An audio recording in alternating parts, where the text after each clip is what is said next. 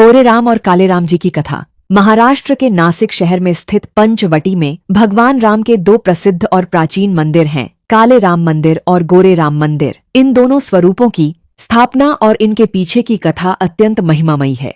कालेराम जी की कथा। नासिक का कालेराम मंदिर पंचवटी का सबसे प्रमुख और भव्य मंदिर माना जाता है। पौराणिक संदर्भ माना जाता है कि वनवास काल के दौरान भगवान श्री राम, माता सीता और लक्ष्मण जी ने पंचवटी में निवास किया था। यहीं पर मारीच हिरण का वध और माता सीता का हरण हुआ था। भगवान राम ने राक्षस दूषण और खर जैसे कई राक्षसों का संहार भी इसी क्षेत्र में किया था। राक्षसों का विनाश करने के कारण भगवान का यह रूप उग्र और शूरवीर माना गया। मूर्ति की उत्पत्ति। ऐसा कहा जाता है कि आर्ष मुनियों की सुरक्षा के लिए भगवान ने जो रौद्र स्वरूप धारण किया, उसकी स्मृति में यहाँ श्याम काले पत्थर की प्रतिमा स्थापित हुई। मंदिर निर्माण की कथा।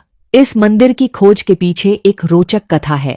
करीब 18वीं शताब्दी में सरदार रंगराव ओढ़ेकर को एक स्वप्न आया।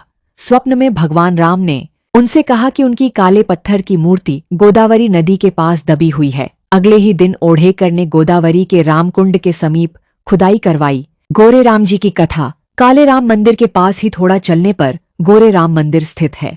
पौराणिक संदर्भ। गोरेराम जी का रूप भगवान राम के शांत, सद्गुणी और सौम्य अवतार को दर्शाता है।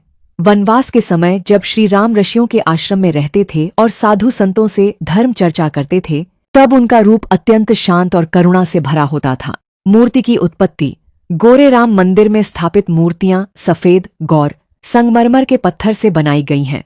माता सीता, लक्ष्मण जी और श्री राम तीनों ही सफेद रंग में सुशोभित हैं। भक्ति की कथा। इस मंदिर की स्थापना के पीछे भक्तों की अनन्य निष्ठा और भक्ति भाव की कथा जुड़ी है।